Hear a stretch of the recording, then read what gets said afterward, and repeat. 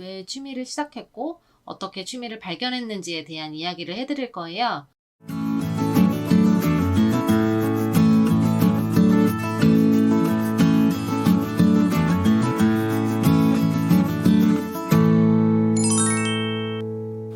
안녕하세요. 외식업과 예술을 연결짓는 푸드아트 커넥터 오미입니다. 요즘 많이 받는 질문 중에 하나가 어떻게 비전공자인데 그림 취미를 직업으로까지 발전시키게 되었는지에 대한 과정에 대한 질문을 많이 해주시더라고요.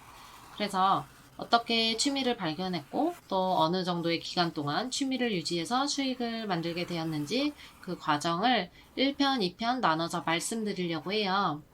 오늘 1편에서는 왜 취미를 시작했고 어떻게 취미를 발견했는지에 대한 이야기를 해드릴 거예요. 오늘 영상은 아마 취미를 찾는 중이시거나 이제 막 무언가를 시작하신 분들께 도움이 되지 않을까 싶어요.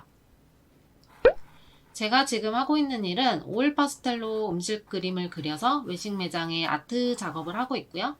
오늘 처음 저희 채널을 접하시는 분들은 제가 어떤 일을 하고 있는지 자세한 내용을 상단에 띄워드릴 테니까 그 영상을 참고해 주시면 되실 것 같아요. 제가 초커아트 취미 생활을 시작한 건 2014년 여름쯤부터였어요. 그때쯤에 제가 회사를 다닌 지 한 4, 5년 정도? 그때쯤 되던 때였는데요. 외식회사를 다녔어요. 나름 열심히 일하는 스타일이라서 비교적 빠른 시간 내에 진급해서 매장을 운영하게 되었어요. 점장이었죠. 그런데 이제 저는 힘든 티를 잘 안 내는 스타일이에요. 어느 날 배가 너무 아픈 거예요. 그런데 이제 외식업 하시는 분들은 아마 이해하실 텐데 매장에 한 명이 그날 펑크를 내잖아요. 나머지 사람이 너무 힘들어요. 그걸 너무 잘 알기 때문에 배가 아파도 말을 하기가 너무 눈치가 보이는 거예요. 게다가 당시에 저는 점장 교육 받는 그런 시절이었고 그날이 또 게다가 또 주말이고 잠실이었어요. 매장이 잠실이어서 너무 바쁜 날이었어요. 그래서 더 눈치가 보이는 거예요. 그래서 그 아픈 걸 이틀이나 참았어요. 그러다 제가 복도에 거의 기절하기 일보 직전인 걸 동료가 발견해서 급히 병원으로 갔는데, 맹장이었는데 그게 시간이 너무 오래돼서 맹장이 이게 터지다 못해서 장기 사이사이에 독소가 더 퍼져가지고 진짜 정말 긴급하게 몇 시간 동안 수술을 했던 적이 있어요. 정말 제가 미련했던 거죠. 그래서 저 수술시켜주신 의사분께서 조금만 더 늦었으면 옛날 같으면 이미 저 세상 갔다고 본인이 생명의 은인이라고 그렇게 말씀해 주셨어요. 저는 그날이 제 인생의 가장 큰 변곡점이었어요. 왜냐하면 죽을 수도 있었는데 살아났잖아요. 그런 상황을 경험하니까 제가 생각이 너무 많이 바뀌게 되었어요. 그리고 그렇게 수술하고 2주 동안 병원에 하루 종일 아무것도 못하고 누워만 있고 밥도 제대로 못 먹고 주사만 계속 맞고 있는데도 글쎄 그게 너무 좋은 거예요. 제가 정말 회사를 다니면서 제대로 쉬었던 적이 손에 꼽았거든요. 그런데 아픈데도 불구하고 온전히 2주 동안 나를 위해 시간을 보내니까 아픈 건 둘째치고 너무 행복한 거예요. 그래서 그때 태어나고 이제는 회사에 내 인생을 올인하지 말고 나도 나한테 투자를 하자고 그때 결심을 하게 되었어요. 그때부터 저에 대한 탐구를 많이 했던 것 같아요. 그때 제가 아프지 않았다면 아마 지금도 회사원이었을 가능성이 커요. 어렸을 때부터 저는 손으로 만지작거리는 걸 좋아하긴 했었어요. 그래서 손으로 하는 취미부터 하나씩 해보기 시작했어요. 처음에는 캘리그라피도 배워보고 또 수채화도 배워보고 POP로 글씨 쓰는 것도 배워봤어요. 그런데 다 한 달 이상 배우고 나면 하고 싶지가 않은 거예요. 그래서 막 결석도 되게 많이 했었어요. 한 달 배우다 말고를 막 여러 가지 클래스를 반년 정도 계속 반복했었어요. 그때는 또 원데이 클래스라는 수업이 거의 없었어요. 한번 배우려면 정규 클래스를 배워야 하는데 그 클래스들이 보통 뭐 몇십만 원씩 했었죠. 그래서 그때는 취미 찾을 때 돈도 되게 많이 썼었어요. 그러다가 이제 우연히 스타벅스를 갔어요. 친구들이랑 강남역에 있는 스타벅스였는데 그런데 그 스타벅스는 프린트물이 아니라 분필로 그린 듯한 인테리어로 되어 있는 거예요. 저는 그게 너무 신기했어요. 그래서 가까이 가서 만져보기도 하고 유심히 관찰했죠. 그때가 아마 2013년 여름쯤이었던 것 같아요. 집으로 가서 막 찾아봤어요. 너무 궁금한 거예요. 초코아트라는 그 장르를 몰라서 뭐 스타벅스, 메뉴판, 분필 뭐 이런 식으로 검색해봤어요. 그랬더니 초코아트라고 뜨더라고요. 그래서 초코아트를 또 검색을 해보니까 오일 파스텔로 메뉴판 같은 상업 디자인물을 만드는 공예라고 되어 있었어요. 뭔가 더 알고 싶은 생각이 강하게 들었어요. 왜냐면 때마침 제가 회사에서 하고 있었던 일이 매장을 오픈을 하면 디자인물을 기획해서 디자인 업체에 의뢰하는 일을 하고 있었어요. 그런데 당시에는 디자인 회사에 작은 디자인을 의뢰해도 그 비용이 너무 비싼 거예요.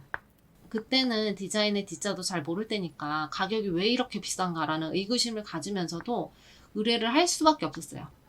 그래서 그때 항상 생각했던 게, 저 비용이면 내가 직접 디자인하고 제작해서 우리 직원들 조금이라도 더 챙겨주고 싶다. 이런 생각을 하던 때였거든요. 그런데 초코아트가 직접 그림을 그려서 메뉴판 같은 걸 만든다고 하니까 잘 배워만 두면 회사에서도 써먹을 수 있을 것 같고, 또 손으로 그림도 그리고 또 메뉴판도 손으로 만드는 장르이다 보니까 저도 재미있을 것 같은 거예요. 그래서 고민하다가 배우기 시작했어요. 당시에 문화센터 같은 데에서도 초코아트가 수업으로 많이 있었는데 저는 그렇게 교육만 하는 것보다는 실무를 같이 병행하는 곳에서 배우고 싶었어요. 그래서 스타벅스에 직접 초코아트 메뉴판을 납품하는 곳을 찾아가서 배웠어요. 정말 당시에는 큰 비용을 썼었어요. 그때는 수강료가 너무 비싸게 느껴져서 많이 망설였던 건 사실이에요. 그런데 지금 와서 생각하면 제가 문화센터에서 처음 초코아트를 접한 게 아니라 실무를 같이 하는 곳에서 배운 걸 정말 다행으로 생각하고 있어요. 지금도 정말 감사하게 생각하고 있고요. 그렇게 초코아트를 배우기 시작하면서 초코아트에 대한 매력에 빠지게 되었고, 오일 파스텔이라는 재료도 접하게 되면서 너무 재미있다고 느끼게 되었어요. 저는 성격이 덜렁대는 편이라서 많은 재료가 필요한 작업은 못해요. 그러니까 복잡한 걸 잘 못해요. 그러니까 예를 들면 수채화라고 하면 뭐 붓, 물통, 티슈, 캔버스, 팔레트 이런 준비물들이 너무 많이 필요한 거예요.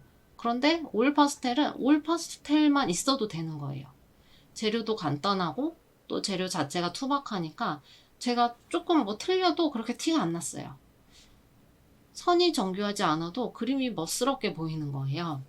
그래서 배우면서 재미를 더 느끼기 시작했고, 그렇게 우연히 시작된 초코아트 취미가 한 2014년부터 한 2016년도까지 한 3, 4년 정도 유지를 했던 것 같아요. 제가 바쁜 회사원이었기 때문에 매일매일 연습하기는 어려웠고, 일주일에 하루 이틀 정도 3, 4시간씩 연습하면서 회사 다니면서 받았던 스트레스를 그 그림 그리면서 풀었어요. 당시에는 또 아이도 없었고 시간적으로 여유로웠기 때문에 그렇게 이제 꾸준히 초코아트를 취미로 할 수 있었고, 4년 정도 되던 시점에 이제 그런 생각을 한 거죠. 이제 나도 이걸로 돈을 벌어보고 싶다. 이런 생각이 들기 시작했어요. 제가 오늘 이 영상을 기획한 이유가 대부분 분들이 제가 초코아트를 정말 운명처럼 처음부터 알게 되어서 순조롭게 창업을 하신 줄 아시더라고요. 그런데 절대 아니에요. 저도 저에게 맞는 취미를 찾는데 오랜 시간이 걸렸고 비용도 되게 많이 썼어요. 막 이거 배우다 저거 배우다 포기하고 뭐 지겨워서 다른 거 하고 이런 과정을 정말 몇 개월 반복하다가 어렵게 찾은 거예요. 요즘에는 특히나 유튜브에 무료 강좌도 많고 원데이 클래스도 정말 많잖아요. 그러니까 요즘에 더 찾을 수 있는 기회가 많아요. 그러니까 나는 왜 취미가 없지? 나는 왜 좋아하는 게 없지? 라고 생각되시는 분들은 꼭 초코아트를 취미로 하라는 뜻이 아니에요. 그러니까 제 이야기 참고하셔서 이것저것 그냥 너무 깊이 고민하지 마시고 그냥 이것저것 도전하시면서 나에게 맞는 길을 찾아보시라는 뜻에서 오늘 영상 기획해봤고요. 다음 영상에서는 어떻게 초코아트로 수익화를 하기 시작했는지에 대해서 말씀드려보도록 할게요. 오늘도 제 영상 시청해주셔서 감사합니다.